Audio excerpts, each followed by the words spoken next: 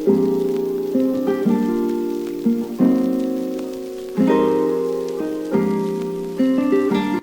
you guys, welcome back to the channel. Today we are headed to see a mother and son that left Georgia for Bangkok, Thailand, but actually so her son could go to college in China. But you guys are going to hear a lot more about them pretty soon. We're headed to an area called Pratam Thani, which is a little bit outside of Bangkok, out of the mix of things. But as I'm driving there, I'm noticing still has a nice appeal to it.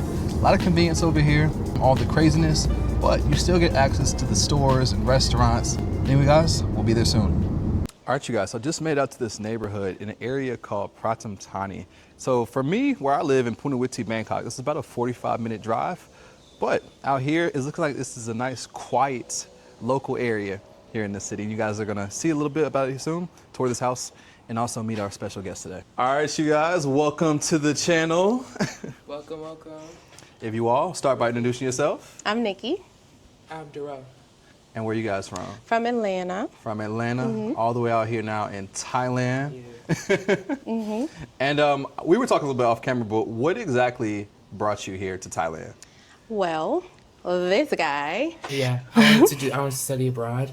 Robotics engineering. I was thinking China or Japan, and so we were looking at where to be nearby, just for like a base.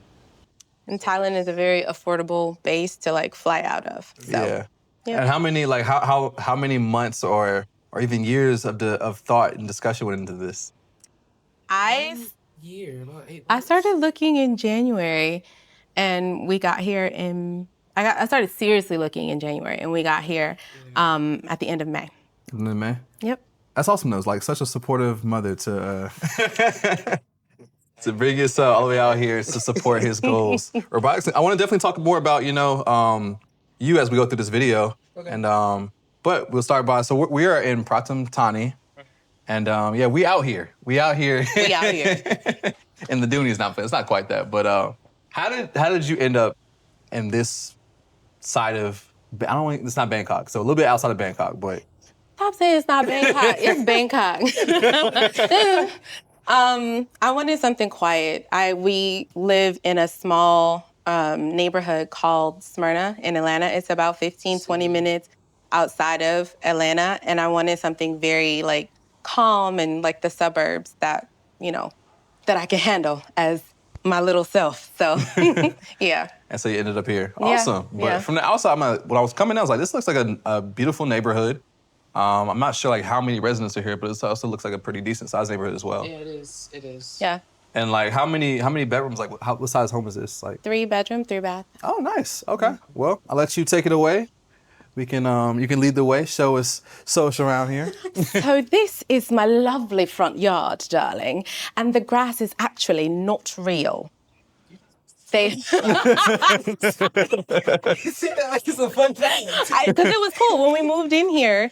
It was just sand here. Oh, so they added this turf. Yeah, they did it for us to make it more aesthetic. Yeah. Okay. So Nice. I think it's kind of like the foyer, but this is do you want to do a pan? Yeah. The sweeping pan. The living room, dining room. Do you want to come into the office? Sure, let's do it.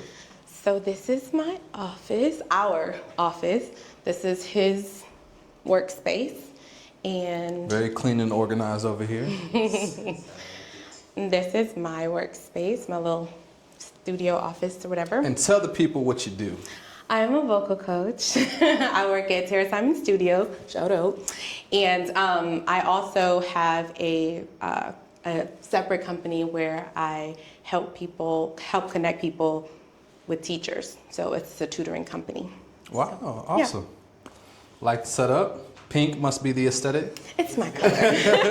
Favorite color? Yes. And this is the living room. Now, in an effort to be real, this looks really cute. It looks really cute, right? But it's a little bit more firm than the couches that I'm used to back in the States. Okay. Like, did you notice that when you sat down? I feel like I've been in Thailand for a long time, so I don't So need you don't feel it anymore? Well, my couch at home, like you just sit into it and it's Sink like into a it. hug. But this is more like, okay, we're sitting. So And this one that's came. different. This came with the. Yeah, it came with it. All Mhm. different. Everything came came with it. Awesome. I got the flowers, but everything else was. I know with houses, sometimes differentials included, sometimes it's not. Yeah, it totally was. This is just the. Yeah, it goes all the way around to the back of the house. We'll go out there later. Do you want to come into the kitchen? I'll let you go in first so you can see. So, did not realize this before we got here, but you don't have a stove. Oh, wow. That's surprising. We don't have an oven. Like, this is just a cabinet. So, no stove, no oven. So, we have this is a induction. I always say conduction. Induction. And then we have a microwave, which he doesn't like it on the counter. So, he done stuffed it away somewhere. But yeah, it's lots of storage space. And Full-size fridge. Yeah. So you want to get up here. Boom, boom, boom. Okay. So you guys are very organized for the thing. And then here, I'll let you step out if you want. Okay. But this is just like the laundry area. Okay. In the backyard-ish. We don't come out here too often, except if we're doing laundry. Okay. Yeah. But the washer dryer actually was not here when we came, but they got it for us. Our landlords are actually really, really, they're kind of dope. What are some of the must-haves that you know you needed when you're looking for a home here? Space. Because we were originally going to go to Japan, and everything that I was seeing for the price I wanted to pay was like a box, and I didn't want to live in a box. Okay. I wanted to breathe. Right. So, yeah, it was space for me, for both of us. Makes sense, especially with two people. You don't want to be on top of each other all the time. Yes. So this is the downstairs bathroom. Okay. And it's a shower in there as well. Fun fact, when we first moved in, this bed was actually in my room, and they got me all new furniture for my room. And so we moved that bed in here. So that's why it's like 2 beds. Oh, that's perfect. Okay. Yeah. So, we have wardrobes. Also came to the place. So I keep all my clothes in here. Plenty of storage for my clothes. And more storage over here for just like stuff. My bathroom. I have a shower. Perfect. Good amount of space. And more storage underneath here, too. Oh yeah, the bed has drawers as well. I just can't get over the fact you're like such an organized like young man. Like everything is just like in place. This is my room. Oh, nice. So, like I said, the dresser, the bed, the vanity, and the wardrobe, all of that, they ordered it after we got here. So they were literally building and hammering it. Yeah. She likes that they built it. I like that they built it for me. It didn't exist. And this is the bathroom. You can go in if you want. Of course, you have the pink towels and everything. Well, you know. She's been working really hard to make it up. So I could feel home. But the wardrobes have plenty of space. There are drawers down here. And then I'll move out the way for this. There's more there. There's also drawers under here. And on the other side. And all of this. And this. And that. It's lots of storage. How much stuff did you bring with you between the both of you? I brought one suitcase and a book bag. Everything that fits in those suitcases. Oh, out here? Okay. Yeah. Mm-hmm. Oh, yeah, these are large suitcases. So yeah. Okay. Yep. When y'all left Georgia, did y'all sell everything, or did you just put stuff in storage? You just keep stuff at home, or you still have like? I didn't really sell much. I actually gave it away to people I care about. Like my whole studio, I gave it to my niece because she got a little album coming out. But yeah, no, we gave a lot of stuff away, and I put a lot of stuff in storage, like my big comfy cat. So the birds do like to nest over here. You can see across. Yeah, theirs is worse. Yeah, it's bad. All right, you guys, so we just completed a great tour of this beautiful home out here. But now I want to get to know a little bit about both of you. Mother and son moved out here to Thailand, and you're out here to go to school. And one thing we was mentioning is like, so you were homeschooled? Mm-hmm. So how would you rate your homeschool experience? Fun. Fun. Yeah, I was underwhelmed when I actually went to public school because that was boring and I fell asleep. But yeah, when she was directing my curriculum, it was definitely an interactive experience. Did you find it challenging to homeschool, or was it easy for you? It was so hard. It was, the challenge was, I'm a very creative brain and he is very analytical, and 1 + 1 is 2. So I had to change the way, what naturally comes to me was not how he learned. So I had to change the way that I thought about it in order for him to, yeah, it was a challenge at first, but we found our groove. Found your groove. Now you mentioned that you went to public school, you fell asleep, so it was public school was boring to you. That's funny because I can relate to that because I used to always also sleep in class when I was in public school, and so for me, maybe we relate and say when I was homeschooled, I liked that I could just go at my own pace, whether it was not having to worry about what everyone else was doing in school. And we also see the common factor that your first job was Chick-fil-A. So, How long did you work there? I worked at Chick-fil-A for 4 years. Oh wow. Yeah, it was cool. It was a cool first job to have. Yeah. So, what are some of the things that made you want to what are your reasons for why you want to study abroad? What brought your interest with that? 2 reasons come to mind. One is creativity, or not creativity, but more so diversity. I guess the other reason is anime. Anime? I got into Japan from the anime, and I really wanted to go over there. And then I was like, well, what's school like over there? And I just wanted a different experience. But after the research, or after doing a lot of research, the programs that they have, especially in China, when it comes to engineering, are vast. Okay. And the prices are doable. It's not, you must get a student loan prices as it would be in America. So I just feel I have a lot more options. Yeah. And I wanted to explore. So on your end, what were your thoughts when the conversation first happened? Were you just immediately open-minded, okay, bet, we're gonna go to Thailand and China, we're gonna do it? No, because he was trying to woo me into anime at first. Okay. So we do our little movie nights, and all of a sudden, every time it's time for movie night, Mom, you want to watch this anime? Hey, Mom, My Hero Academia. Hey, Mom, and Naruto. So he kind of pushed it. I'm like, oh my goodness, he's obsessed. And then we started having conversations, and I'm like, okay, I don't want him to have limitations. A lot of people have limitations in their brain as far as what you can or what's possible to be done. So I'm freaking out on one end, but then I'm how do I show him that the world is at his feet? So then I started researching to see what are our options? Is Japan even an option? To go and explore. And I just Googled the tickets. I was like, ooh, no. But then I looked at different places where we could set up instead of just doing a visit. And then that morphed. It just kind of morphed the more that I entertained it as a realistic idea. Yeah. So you've been here, you said, around 6 weeks now. During this period of time, you guys were just recently in China. We'll talk about that in a second. But what's been some of the challenges and also the upsides of Thailand itself so far in your experience, both of you all?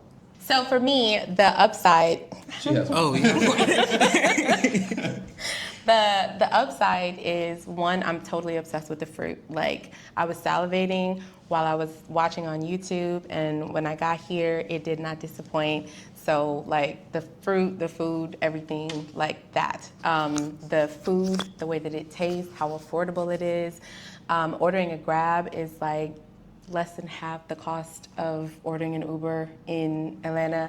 So all those things combined, and then the people are super, super nice. Super, super welcoming and accommodating. Our realtor is our Thai uncle. He's just dope. So that's Nayu, by the way, putting that plug in there. But yeah, those are the positives. You want to add your positives before I say my negatives? They're pretty much yours. Challenges would be, so I know that I wanted to be away from all the busyness of the city, but I might have stepped a little bit too far. If I could go back and do it again, I would be a little bit closer to the railway. The closest rail line is still about 15 minutes from us.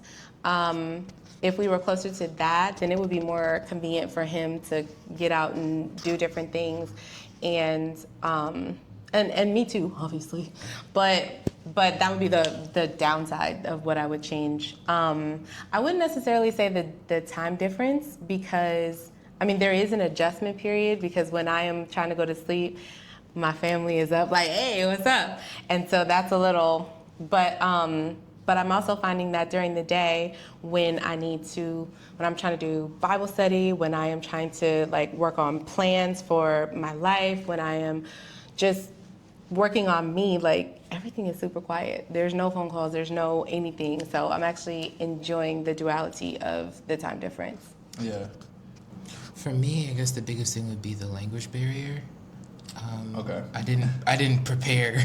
I didn't learn any Thai before I came here, so trying to communicate with people, that would be my biggest struggle.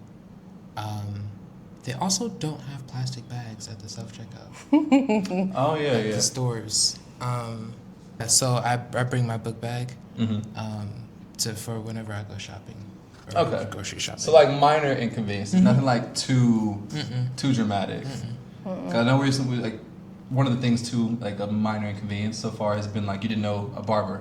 Now I'm gonna tell you one, so I'm gonna give you some, so you have that covered. Yeah. So nothing like has been this like super crazy where it's like can't handle this.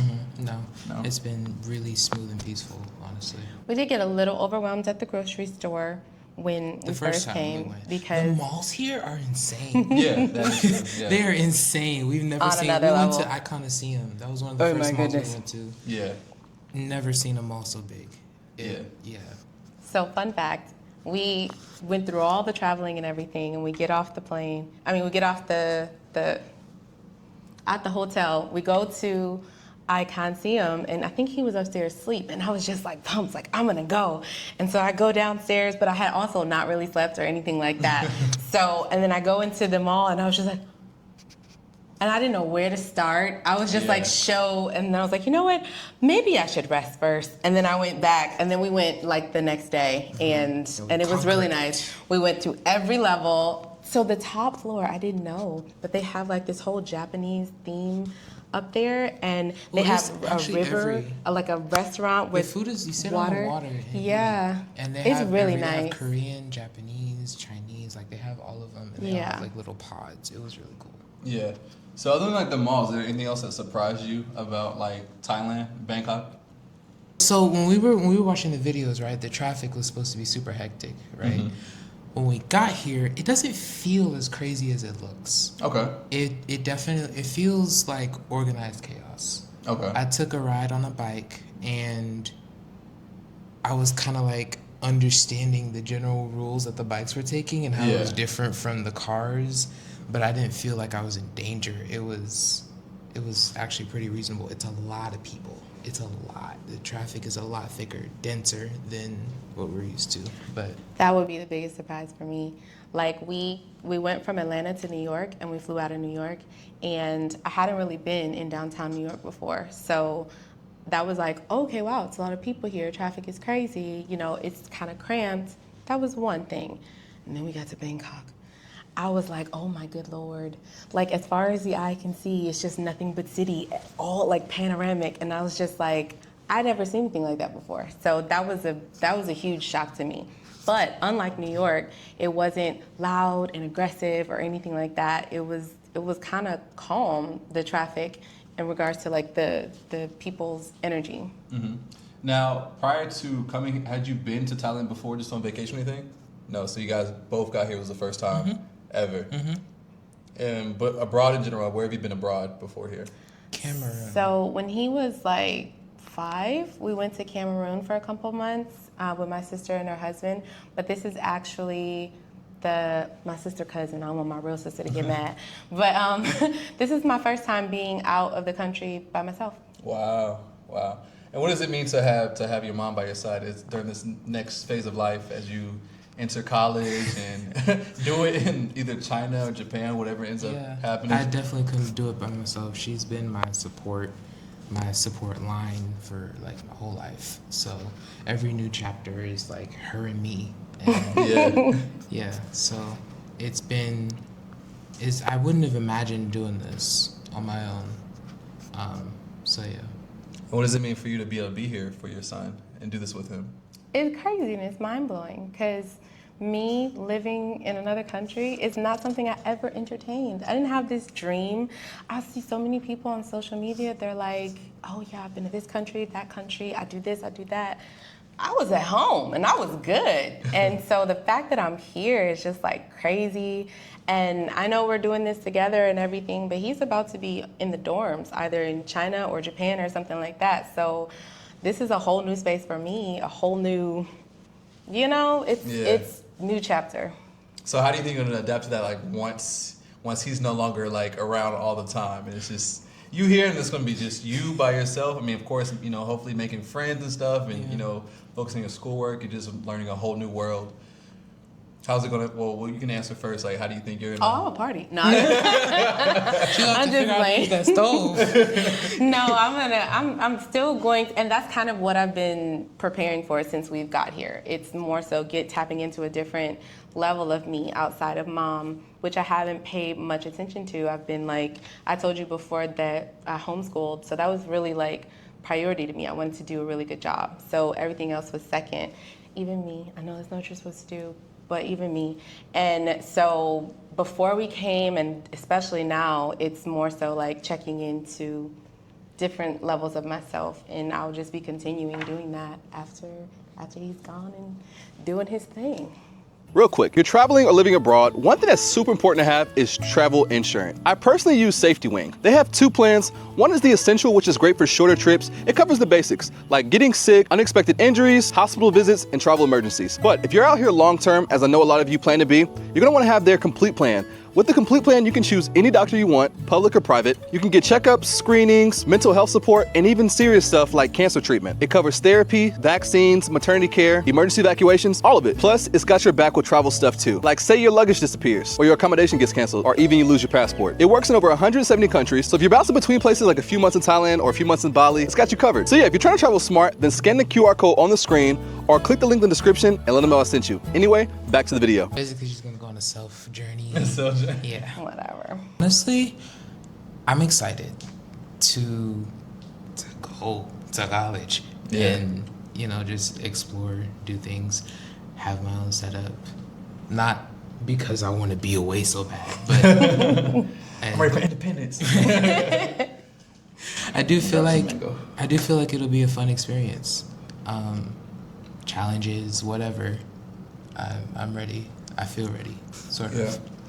That's cool, man. That's super cool to even to experience that and like to be going to doing it abroad, especially being like African American. Like it's not an experience that many people get to do, and so like shout out to both of you all for you for wanting to even venture out, and then like you for being supportive and and putting the energy and the effort behind it to make it happen. Yeah.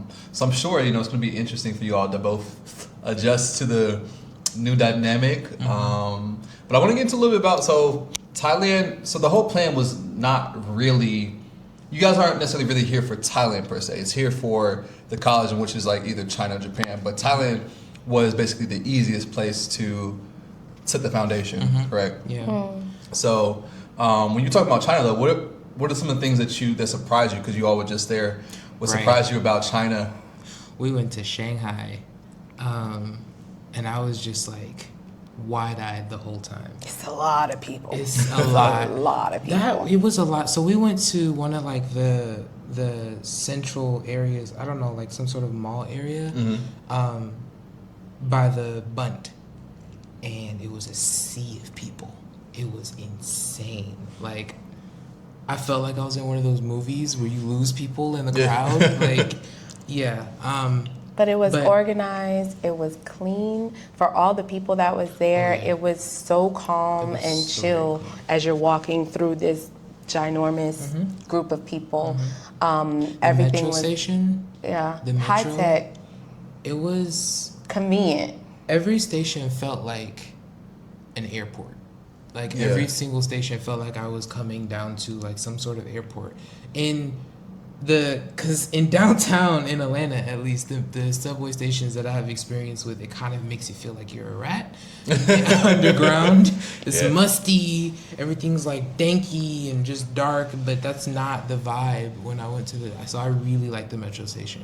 It's also convenient. You can get anywhere from the metro, and it's kind of like an equal balance as far as time goes. Cars are electric. Oh, okay. So, yeah. Not just all the cars are electric. The cars, so you know how you take the Grab, I wanted to say Uber. You take the Grab to go wherever, and it's whatever kind of car, right? Mm-hmm.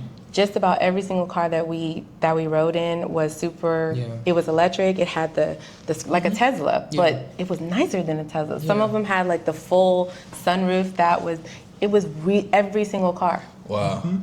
That pretty much has like China is its own thing. Yeah, it has its So, own version of everything. They don't even like Google is not over there, right? Like they're using all their own Right. infrastructure and all that stuff. So all of the Yeah. Western stuff, like even like you need a VPN to access the stuff back here. Yeah. And that's surprising. Like even like China, Thailand, not that far apart, but like here, like you can use cash everywhere you go.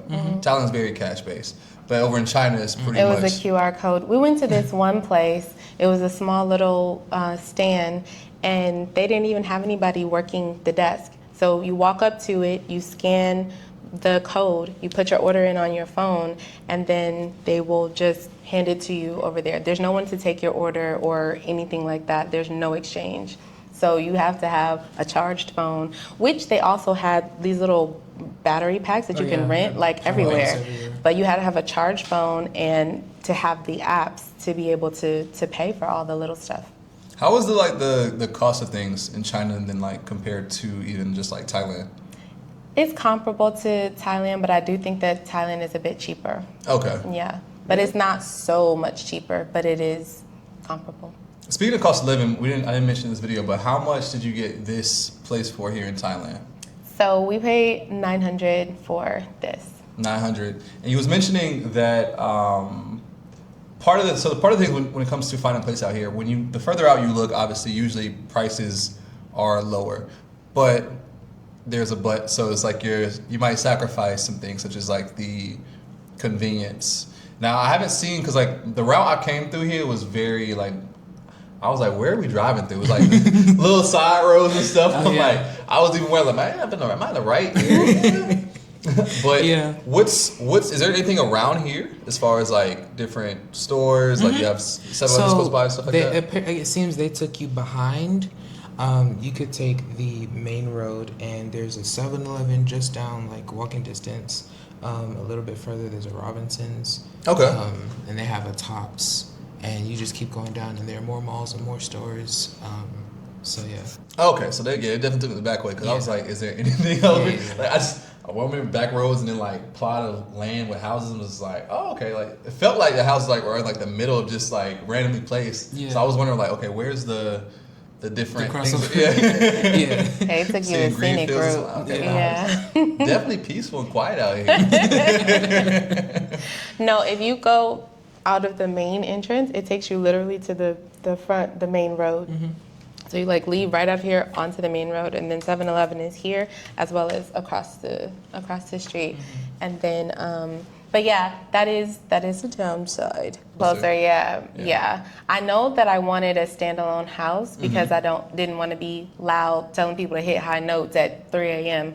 But I also didn't, and I also wanted space, and I didn't want to be in one of the little box condos. Right. Yeah. That definitely makes sense. So I gotta ask about. So you said you don't want to wake people up with the high notes. Are you ever woken up by the high notes?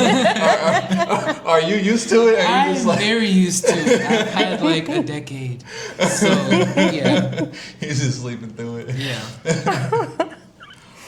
And how did you get into your passion for being a vocal coach and teaching people how to sing? Honestly, so I told you I have a tutoring business, and I was working with children. That kind of comes by way of homeschooling him. I ended up working with a lot of children and teaching them that way. Had this little school situation going on, but I wasn't fulfilled. I didn't want to do that for forever. So I called up the studio and the studio where I work, and I was like, I'm a singer, I'm good. Can I work here? And she called me in for an audition and trained me, and yeah, I've been working there ever since. Wow. So I have a question for you when it comes to like vocals. Like one, what type of people, like clients, do you work with? Do you work with people who are like already have a good foundation and they, you just help develop it? Do you start from people from scratch? Can a voice be developed?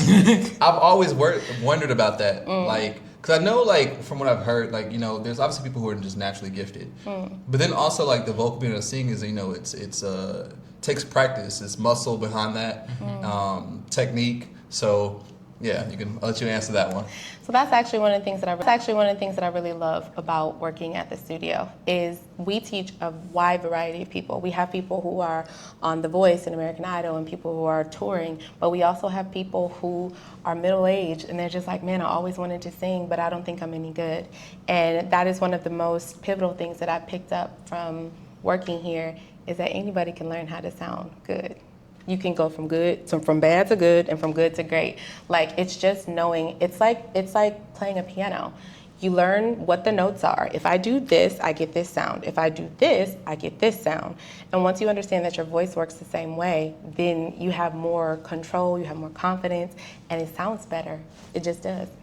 Wow. I've listened to her take people that just, you pray for them. And she's made them sound like something that you would listen to on the stage. Wow. So let's put it into play. So sing something for me. Just a little something. Okay, so what I gotta do? Just sing anything.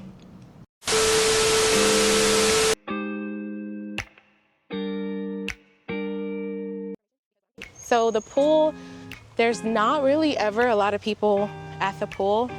So when we come, it's kind of like ours. I brought the music box and was just like playing that and vibing and not really bothered by anybody. This is like 4 feet deep, or is it less than that? No, it's about to my, so maybe 4.5. And then over here is just a little lounge area outside. Now, were y'all both excited to move from the States to overseas? Yeah. I was. He was very blah. Okay. He was very blah. And I'm like, oh my goodness, we're going. And he's like, yeah, we're going. Just playing it cool. Oh.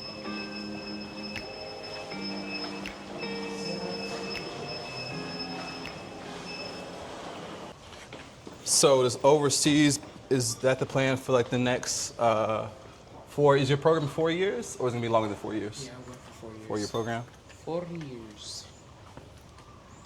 And then after that, maybe stay overseas, maybe go back home? What are you thinking? I don't know. I feel like the longer I'm here, the harder it might be to go back to a certain way of life over there. But I'm also trying not to close my mind to that. Mm-hmm. You know what I mean? Even him with college, one of the big things is that, he's not going to be in a whole lot of debt being started doing, if he does 2 years here, it's undergrad, so you have to do that anywhere. Yeah. But if he wanted to go back and finish his degree in like Silicon Valley or something, he could do that. I just want us to keep an open mind. Honestly, if I get used to living in Shanghai, I'm not leaving. I could see that happening. I could definitely see that happening, especially, coming out here young and you seeing what the world is, you seeing what China is, and I can see you easily getting used to it. Like, I moved to Thailand at 25, and now I don't see myself living like back in the States. Like, I love being over here. Like, this is my life now. Yeah. All right. So for me, getting ready and doing my research for coming out here, I came across your channel. And this was back when you were in Pattaya. That makes me feel like a stalker. But you were in Pattaya, and it was just this small room. And you just had the camera propped up, and you were talking. I'm like, who is this black dude living in Thailand? I didn't know black people were out there. And you know, YouTube will continue to suggest after you watch it. So then you started to pop up on my thing, and I'm seeing the kind of life that you're living, the cost of living, and all that kind of stuff. And it was kind of one of those comforting, reassuring things like, wow, like this is possible. It's Black people out here doing that. It was like, okay. It was one of those things that like kind of gave me the head nod to keep going. So I appreciate you for doing the channel. Thank you, I appreciate that. Yeah. Yeah, it's been, I never would have thought that like when I first moved to Thailand, like I would, you know, be influential to other people coming out here. I was just, you know, figured I'd take out my camera and just share a little bit of my journey and story. 'Cause I thought that would be like, you know, it's different, you know, like not many people learn, especially Black people going to Southeast Asia, just on their own willful, you know, this. So. Yeah. So you just came out here on a whim? Or Yeah, I mean, like on a whim, but like I've always been a curious like mind, and like I was open-minded to like seeing different things. So I was like, what would it be like to live outside of America? What would it live to be like a digital nomad and like live in different countries? So in my mind, that's what I want. I just wanted to try it out. I didn't know how it was going to work out, if I was going to like it or not. But I got here and I was like, all right, I can adapt to this. And now it's harder for me to go back home because I'm just so used to life here. So when I go home, I'm a little bit like, get me back to Asia. Yeah. So that's why I said I can see like once you spend a little bit more like time in China, I can see like that it'll, you know, it could grow on you. All right, I want to thank you guys so much for having me out here. Let me tour your home and also get to know a little bit about you all. If you would, shout yourself out. Where can the people follow you? So you can go on pretty much all platforms, Nikita Songbird.